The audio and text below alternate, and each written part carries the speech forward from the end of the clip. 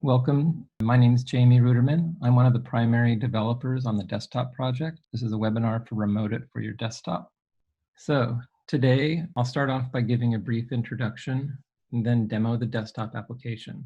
We'll walk through the UI, see how to set up remote access, how to create connections, how to share those connections with other systems on your local network. After that, we'll have time for questions, so feel free to use the Zoom Q&A feature to enter questions along the way. In order to get the most out of this webinar, we assume that you already have a remote.it account, that you have used the web portal to make connections, and that you know how to share devices with other users. So if you don't have desktop, you can download it at remote.it/downloads. And we support Windows, Mac, and Linux. So desktop advantages. Users that are already using our web portal will see many advantages switching to desktop. The first is peer-to-peer connections. Peer-to-peer connections are direct device-to-device connections that don't route through the cloud at all for the best performance available. The web portal only uses proxy connections. Just as a side note, we are having a peer-to-peer connections webinar the Thursday after this, if you'd like to know more. Also, connections will run as system services. You'll get the most reliable connections, as the connection daemon will run in the background, starting and stopping with the system as long as connected. You also get persistent localhost URLs, so your connections will remain connected and bound to localhost on whatever port you'd like, so that you can configure your connected applications once and never worry about ports or URLs changing. And lastly, an improved device list. So desktop has better handling for large device lists with pagination and seamless search for even our largest customers. It also has more device details and information and has the ability to see who else is connected to your devices. So the Remote.it CLI. Desktop is packaged with and is powered by the Remote.it command line interface. The CLI is leveraged for all the connection and registration functions in desktop, but it can also be used independently to integrate with your applications or scripts. To get started with it, you can just type Remote.it help in your terminal or look at our documentation online. So now let's get into the demo. So here you can see the desktop application. And first I'll just give you a brief overview of the application in general. So what you're seeing here first is the Devices tab. This lists all the devices that you have in your account or that have been shared with you. You can see the ones that have been shared with are indicated with the little people.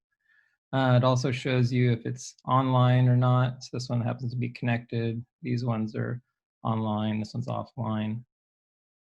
We also can see here, this is your system that you are actually running on is listed up here at the top. Right now, this one's not set up yet. We'll do that in a minute. And then you can search here, you can sort and refresh the device list. So that's the main panel that you'll use to make connections and stuff. Also on the side here next to each device, you can see how many services it has. Each service is indicated by a line, and they're color-coded based on the state. Then to the left, we have the Connections tab. These are connections you've made recently or are currently active. And the interesting about these is you can also access the connection information up here in your in the task tray. You know, on Windows, it would be down at the bottom, but it has the same functionality. So you can see all the connections here and make connections and launch them and stuff, and also open back up the Remote.it panel.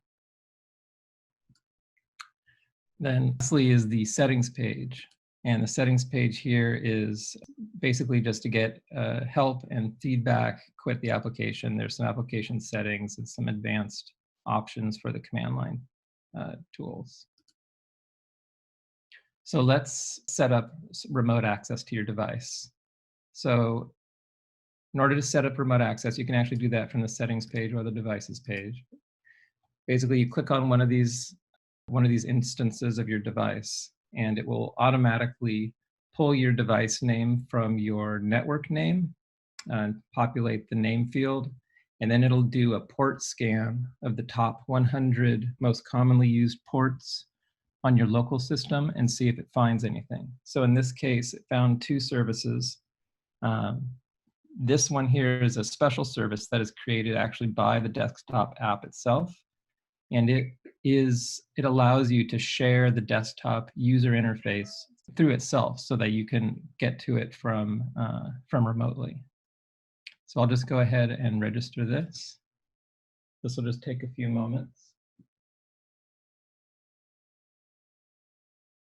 Now you can see here it's been registered. So we can close that. And what you see in this screen now is the service that was registered, the type it is, the port that was registered, and the computer that is hosting that service. So one of the most powerful things about remote.it is that it can be used to also host or to jump host services from other computers on the network. So if you click this button here, Add from Network, you can run a network scan and find all the devices that are on your network. If there's a specific device that you want to find, you'll have to know its IP address, so you might have to go look at it, or you can also open these up and see the services that remote.it has found on them. And again, this is a scan of the top 100 most common ports. And you can see here's this system. So we saw these 2 ports at the beginning when we started registration. This is a Raspberry Pi on my network, so I can add, say, the remote.it admin panel from it or VNC or something. And you'll see now that's populated in the next form field. So it says forwarded VNC, and you can change that to whatever it might be. You know, this could be your music Pi or something. And it's found it on this port, so it knows it's this type of thing, and then it's entered in the IP address of that device. So you can save that, and it'll get registered. So now anyone that you share this device to, or if you from any other device, can come and actually access this device without it ever having remote.it on it itself. It's just being hosted through your laptop in this case.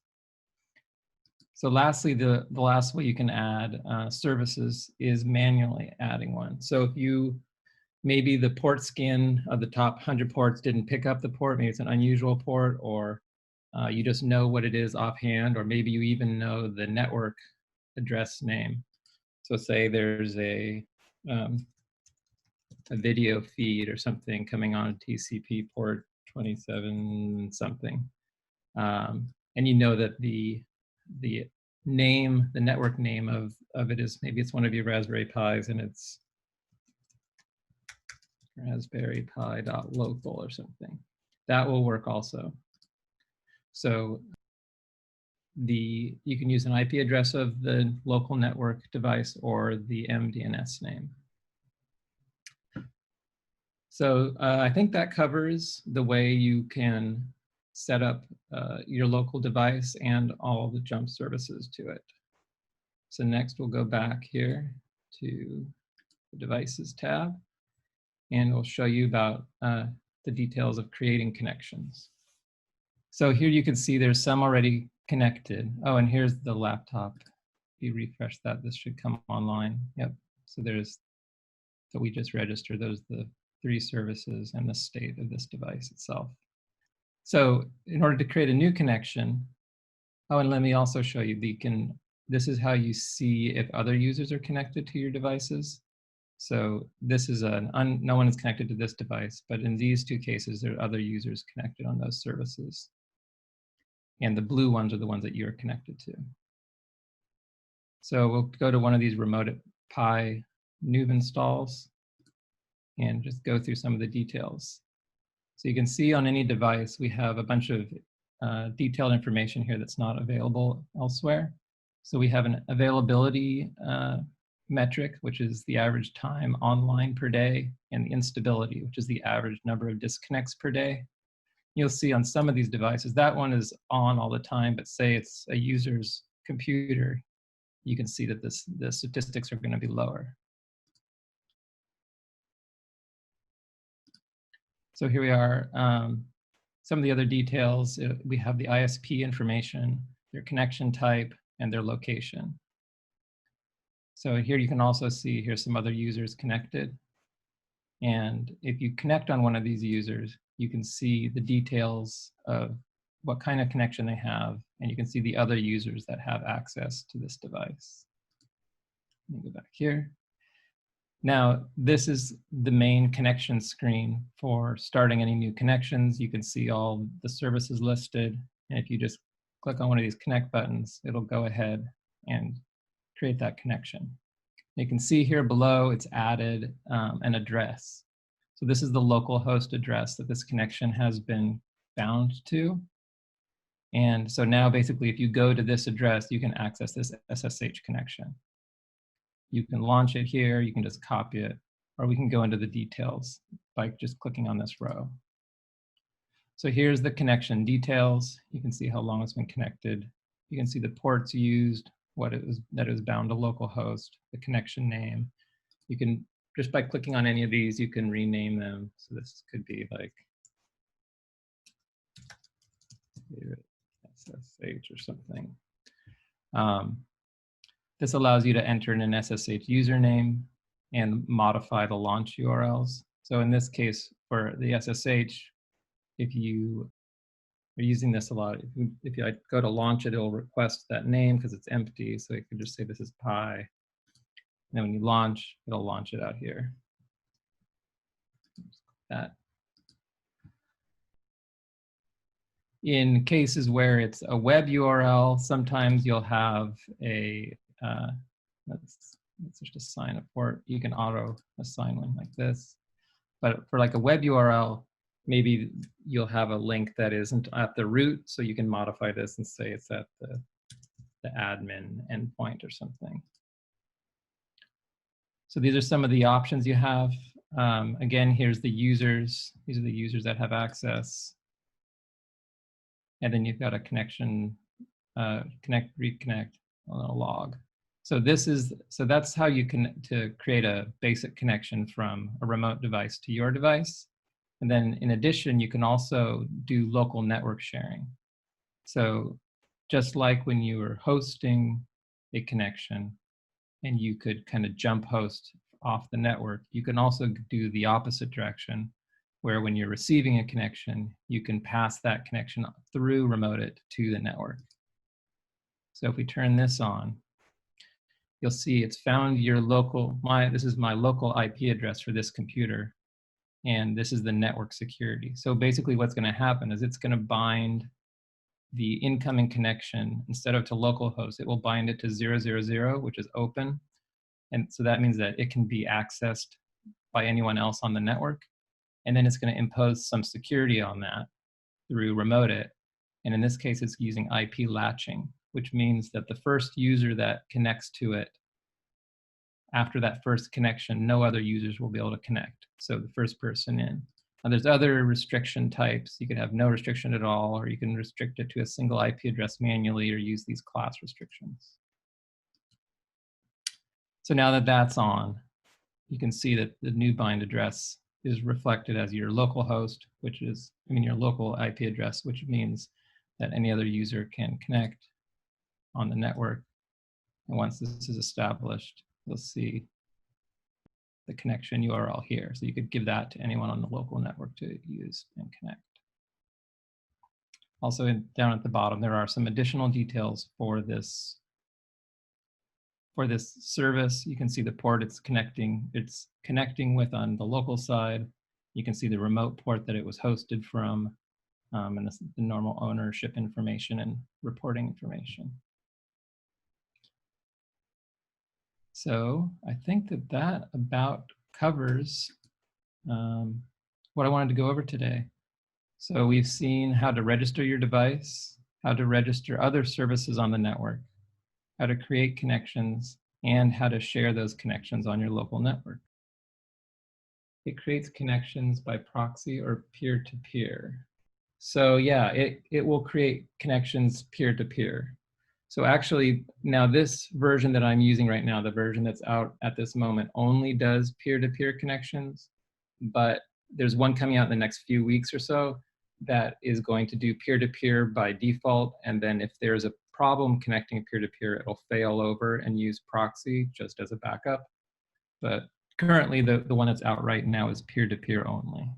So there have been some rare cases where peer-to-peer won't work. So that's why we're going to implement a failover. Seems like launching the URL works better on Mac. Yes, that is true. So there are issues with launching the URL. It's very system dependent. If you're having problems with launching URLs, the best I can say right now is that at least the URLs won't change, so if you can configure your applications to use a set URL, that maybe that's a little better than nothing. Does it work with remote.it web portal and mobile apps? Yes, we have a web portal and mobile apps that both work beautifully. And you can connect from the web portal and from the mobile apps to any remote.it instance can connect to any other remote.it instance. So yes, we're unlimited in that respect. It connects immediately again if it loses connection without user interaction as a service. Yes, that is correct. There's a toggle there on connections where we have reconnect on disconnect. So in this case, it will, if the system goes offline and comes back online, it will reconnect automatically. And you can turn that off if you don't. But yes, it will run without user interaction as a service. Can you share only one service port with another user, not all example TCP port? Yes, you can. So right now, we cannot share through the desktop. That's something that we're planning on releasing soon. But through the web portal is where you'd have to do the sharing. I can show you how. So you'll see there's a user here that you click on that. And then you can see when you share to somebody, you have the ability to selectively share only a certain service here. So that can be done right here through this interface. If you do the sharing through this interface, it shares the entire device by using the interface on the row itself. And we're going to have sharing in desktop soon. It's planned for the next release or so. Can you set Linux CLI to connect to a port and reconnect automatically? In the current version right now, that's out at this moment, is not available, but it's almost ready. That's actually in development right now, and that should come out in the next couple of weeks. It has right now only the one that's available currently only has target mode, but the initiator mode it's what we're working on right now, and it's almost out.